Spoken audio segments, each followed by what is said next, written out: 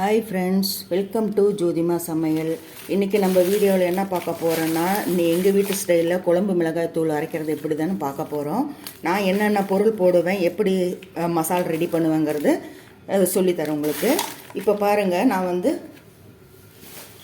இப்போ ஒரு அரிசி பை இருக்கு இல்லைங்களா, காய வைக்கிறதுக்கு நான் இந்த அரிசி கவர் தான் இப்போ யூஸ் பண்ணுறது. இதெல்லாம் நமக்கு அரிசி கவர் ரொம்ப யூஸ்ஃபுல்லாக இருக்குது. நம்ம பேப்பரை தேடிக்கிட்டு இருப்போம், அந்த பேப்பரை கொஞ்ச நாளிலேயே மக்கி போயிடும். அப்புறம் டெய்லி நியூஸ் பேப்பர் வாங்குறவங்களும் இருக்க மாட்டாங்க இல்லையா, இன்றைக்கே ஒரு நாள் நியூஸ் பேப்பர் வாங்குறவங்களும் இருப்பாங்க. அந்த மாதிரி இருக்கிறது தேவையே இல்லை. இப்போ அரிசி பையை நம்ம இந்த மாதிரி கட் பண்ணி வச்சுக்கிட்டா நம்ம இந்த காய போடுறதுக்கெல்லாம் ரொம்ப யூஸ்ஃபுல்லாக இருக்கும். இப்போ பாருங்கள், நான் இந்த குண்டு மிளகா தான் எடுத்திருக்கேன். குண்டு மிளகா, நீட்டு மிளகா ரெண்டுமே இருக்குது. இதில் பாதி அதில் பாதி கூட போட்டுக்கலாம். நம்ம மிளகாத்தூள் பொறுத்த வரைக்கும் நாம் ஒரே இதே போடக்கூடாது, வெறும் தனி மிளகாத்தூள் சாப்பிடக்கூடாது. இது நம்ம முன்னோர்கள் இருந்த காலத்துலேருந்து அப்படி தான். நம்ம அம்மா பாட்டிங்கெல்லாம் பாருங்கள், மிளகாத்தூள் தனி மிளகாத்தூளாக வச்சுருக்க மாட்டாங்க. எல்லா மசாலும் கலந்து போட்டு தான் அரைப்பாங்க. ஒரு தூள் போட்டால் குழம்பு தீர்ந்துச்சு. இது நான் அரைச்சி ரொம்ப நாள் ஆகி போச்சு. இந்த தாட்டி எனக்கு கை உடஞ்ச மாதிரி இருந்தது. இப்போ தான் எல்லாம் மசாலாலாம் வாங்கிட்டு வந்தேன். இப்போ நான் இந்த மாதிரி காம்பு நீக்கின மிளகாவும் விற்கிது, காம்பு இருக்கிற மிளகாயும் விற்கிது. ஒரு 50 ரூபா தான் வித்தியாசம். நமக்கு இந்த காம்பு நீக்கின மிளகா இருக்கிறது ஏன் வேண்டாங்கிறாங்கன்னா, கலர் கொஞ்சம் மாறும். இந்த காம்பு நிறைய இருக்குது இல்லைங்களா, மிளகாத்தூள் நல்லா ரெட்டாக வேணும்னா இந்த மாதிரிலாம் இப்போல்லாம் காம்பு எல்லாமே கிடைக்கிது.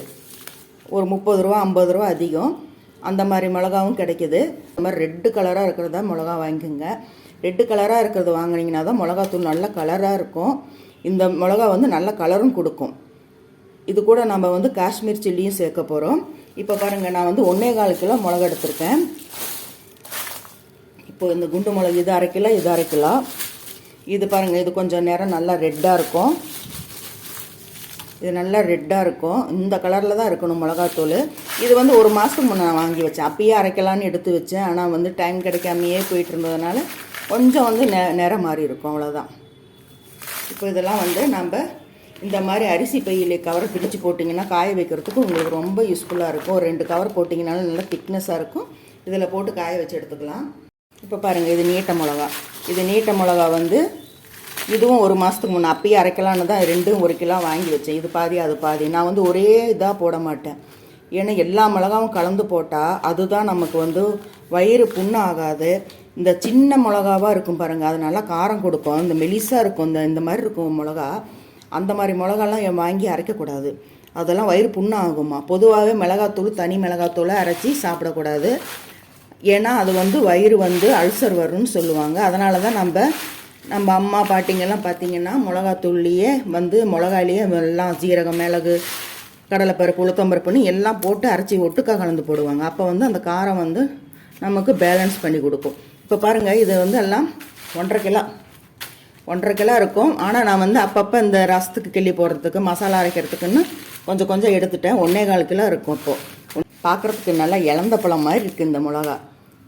இந்த மாதிரி மிளகாவில் நீங்கள் மசாலா அரைச்சி பாருங்கள், குழம்பு சுவை சூப்பராக இருக்கும், கலரும் அருமையாக இருக்கும். இது கூட என்ன நான் காஷ்மீர் சில்லி சேர்க்க போகிறேன், அது இன்னமும் நிறத்தை கொடுக்கும். இப்போ பாருங்கள், இது காஷ்மீர் சில்லி. எங்கள் ஊரில் இது தான் மெலிசாக தான் இருக்கும், இந்த மாதிரி தான் இருக்குது. இது தான் காஷ்மீர் சில்லின்னு சொல்கிறாங்க. ஆனால் நான் போன தடவையே நான் மிளகாத்தூள் போட்டு அரைச்சிருக்கிறேன். சூப்பராக இருக்கும், கலரும் நல்லாயிருக்கும், டேஸ்ட்டும் ஒரு வித்தியாசமாக இருக்கும். இந்த கடையிலலாம் மிளகாத்தூள் வாங்கும்போது அதில் ஒரு ஜில்னஸாக இருக்கும். அதில் அஜினோமோட்டோ நிறைய போடுறாங்க மசாலா தூள்லாம். நம்ம வீட்லேயே அரைக்கும்போது அந்த மாதிரி கெமிக்கல்லாம் எதுவும் சேர்க்க வேண்டிய அவசியமே இல்லை. அதனால தான் நம்ம வீட்டு குழம்பு தூளுக்கு அவ்வளோ ஒரு இது இருக்குது, வயிறு எரிச்சல் இருக்காது. இப்போது இது நான் 1/4 கிலோ போட்டுக்க போகிறேன். இது 1/2 கிலோ, இதெல்லாம் 1/4 கிலோ நான் போட்டுக்க போகிறேன். 1/2 கிலோ 1.5 கிலோ பக்கமே இருக்குது. ஏன்னா இப்போ 1/4 கிலோ இதில் போட்டேன். இது 1.5 கிலோ மிளகா இருக்கும். இப்போ பாருங்கள், 1.5 கிலோ மிளகாய்க்கு நான் 1 கிலோ மல்லி எடுத்திருக்கேன். பாருங்கள், நல்லா நாட்டு மல்லியாக இருக்கும், நல்லா ப்ரௌனாக டார்க் ப்ரௌனாக இருக்கும். இப்போ இது 1 கிலோ எடுத்து வச்சுக்கலாம். இப்போது என்னென்ன மசாலா வறுத்துக்கலான்னு பார்க்கலாம். இப்போ பாருங்கள், 100 கிராம் நான் கடலைப்பருப்பு எடுத்துருக்கேன். இது 100 கிராம் இந்த கிளாஸ் இதே அளவு வச்சு நான் எல்லாமே வறுத்து எடுத்துக்க போகிறேன். வறுக்காமையும் செய்யலாம். ஆனால் என்னன்னா இப்போ கொஞ்சம் வெயில் கம்மியாக இருக்குது, நம்ம ஒரே நாளில் அரைக்கணுங்கிறதுக்காக தான் வறுத்து செய்கிறோம். இப்போ வந்து பாருங்கள், நான் வந்து எல்லாமே ரொம்ப ட்ரை ரோஸ்டாலாம் வறுக்க மாட்டேன். ஓரளவுக்கு இந்த சூடு பட்டாலே போதும். ஏன்னா ரொம்ப கலர் மாறினா அது ஒரு ஃப்ளேவர் வரும்.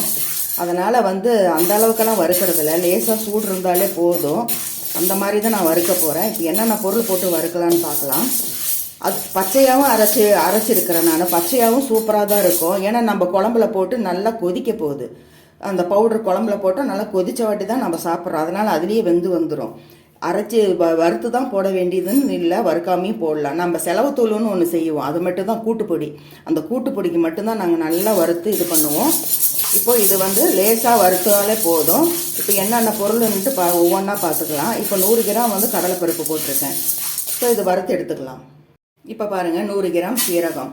இதுவும் நல்லா லேசாக வறுத்தாலே போதும். பொரியிற அளவுக்கு வறுக்க வேண்டாம். ஏன்னா அந்த டேஸ்ட்டு அது வேறு மாதிரி இருக்கும், இது வேறு மாதிரி இருக்கும். இதுவும் 100 கிராம் போட்டேன். இப்போ பாருங்கள், 100 கிராம் அரிசி எடுத்திருக்கேன். உங்களுக்கு கம்மியாக வேணும்னா 50 கிராம் கூட போட்டுக்குங்க. ஆனால் இப்போ நம்ம 2 கிலோ இருக்குது. மல்லி 1 கிலோ, மிளகா வந்து 1.5 கிலோவே வந்திருக்கும். 2.5 கிலோங்கும்போது 100 கிராம் வந்து அரிசி போடுறதுனால அவ்வளோ திக்னஸ் எல்லாம் வராது, ஈவனாக கரெக்டாக இருக்கும். இது ரேஷன் பச்சரிசி தான். இது அரிசி நல்லா இருந்தது, ரேஷன் பச்சரிசி தான். உங்களுக்கு புழுங்கல் அரிசி வேணும்னாலும் போட்டுக்கலாம், பச்சரிசியும் போட்டுக்கலாம். இப்போ பாருங்கள், வெந்தயம் வந்து 75 கிராம் எடுத்திருக்கேன். இதுவும் 100 கிராம் போட்டுக்கலாம். வெந்தயம் நம்ம எந்த அளவுக்கு சேர்த்துக்கிறோமோ அந்த அளவுக்கு உடம்புக்கு நல்லது தான். ஆனால் எங்கள் பசங்களுக்கு ரொம்ப வெந்தய வாசம் வந்துச்சுன்னா அப்புறம் பிடிக்காமல் கூட போயிடும். ஆனால் 100 கிராம் போடலாம். 25 கிராம் போடுறதுனால ஒன்றும் ஆக போகிறதில்ல. ஆனால் வெந்தயம் வந்து நல்ல ஃப்ளேவர் வாசனை வரும் இல்லையா, அதனால் அது போட்டதே தெரியக்கூடாதுங்கிறதுக்காக நான் வந்து 75 கிராம் போட்டிருக்கேன். இதுவும் கொஞ்சம் லேசாக வறுத்து எடுத்து. இப்போ பாருங்கள், சோம்பு வந்து 75 கிராம் எடுத்திருக்கேன். அதுவும் லேசாக வறுத்துக்கலாம். நிறம் மாறாமல் பார்த்துக்குங்க, சும்மா சூடு பண்ணால் போதும். ஏன்னா இது நல்லா வாசனை வரும். பருப்பு சாம்பாருக்கெல்லாம் நம்ம வந்து போட போகிறோம், அதனால் வந்து அதிக சோம்பு வேண்டாம். அதனால் 75 கிராம் போட்டிங்கனாலே ஈவனாக இருக்கும். இப்போ லேசாக சூடானதும் எடுத்து போட்டுடலாம். இப்போ பாருங்கள், மிளகு வந்து 100 கிராம். இதுவும் வறுத்து எடுத்து வச்சுக்கலாம். இப்போ பாருங்கள், ஒரு கைப்பிடி அளவுக்கு உப்பு போட்டு நல்லா பொரிஞ்சதுமே அதில் கொட்டிக்கலாம். ஏன் பொரிய விட்றோன்னா ஈரம் இருக்கு இல்லையா, அதனால் வந்து பொரிய விட்றோம். ஆனால் எல்லாம் ஒட்டுக்கா சேர்த்து நம்ம வெயிலில் காய வச்சு தான் கொடுக்க போகிறோம். அதனால் அதுலேயும் இதாகிடும். இருந்தாலும் உப்பு வறுக்கிறதுல இன்னும் சத்து கூடும். அதில் அயோடின் அதிகம் ஆகும்னு சொல்லுவாங்க. மண் சட்டியில் உப்பு வறுக்கணும்னு சொல்லுவாங்க, அந்த மாதிரி. இப்போ இது வந்து பொரிஞ்சதுமே இது எடுத்து அதிலே போட்டுக்கலாம். இப்போ அவ்வளோதாங்க, இதெல்லாம் வறுக்கிறதெல்லாம் வறுத்தாச்சு. இன்னும் ஒரு 2 பொருள் வந்து ஒரு பொருள் வந்திருக்கு. அதில் வந்து கருவேப்பிலை, அது காய வச்சு அப்படியே சேர்க்கறது தான். அது வறுக்க வேண்டாம், அது காய வச்சாலே போதும். இப்போல்லாம் பாருங்கள், எல்லாம் வறுத்தாச்சு. பாருங்கள், எல்லாம் வறுத்து இதில் போட்டாச்சு. இப்போ இதே பாருங்கள், ஒரு 1/2 கிலோ வந்திருக்கும், 1/2 கிலோ வந்திருக்கும். இப்போ மல்லி 1 கிலோ, இந்த மசாலாலாம் பார்த்தீங்கன்னா எண்ணெய் எல்லாம் 5 பொருள் என்னமோ 100 கிராம் வருது இல்லைங்களா, 1.5 கிலோ ஆகிடும். 1.5 கிலோ மிளகாய்க்கு 1.5 கிலோ ஈவனாக போயிடும். கரெக்டாக இருக்கும். காரம் வந்து அதிகமாக உரைக்காது. இப்போது இதெல்லாம் ஒட்டுக்கா மல்லியில் கலந்து எல்லாம் காய வச்சுக்கலாம். இப்போ பாருங்கள், என்கிட்ட இந்த மாதிரி டேக்ஸாக இருக்குது. நான் இதில் தான் காய வைக்க போகிறேன்.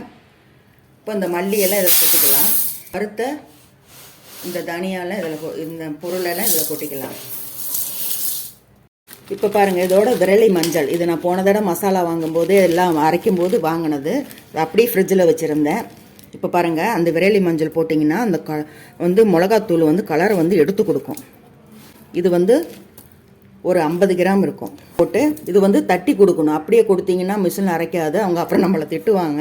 இது நான் வந்து உடச்சி அப்புறமே நல்லா காஞ்ச வாட்டி நல்லா இதாக இருக்கும். அம்மியில் வச்சு நல்லா 2 தட்டு தட்டி கொடுப்பேன். அது அப்புறம் வந்து கருவேப்பிலை காய வச்சு எடுத்துருக்கேன். இப்போ கருவேப்பிலை சீசன் இல்லை, 10 ரூபாய் கேட்டாலே கொடுக்க மாட்டாங்கிறாங்க. அந்த அளவுக்கு வந்து இப்போ எல்லாம் இலை உதிர்காலம் இல்லைங்களா, இனிமேல் தான் வந்து முளைக்கும். அப்பப்போ வாங்குறது வந்து நான் அப்பயே கழுவி வந்து சுத்தப்படுத்தி வெயிலில் காய வச்சு எடுத்துட்டேன். அவ்வளோதாங்க. இதெல்லாம் போய் அப்படியே வெயிலில் வந்து காய வைக்க போகிறேன்.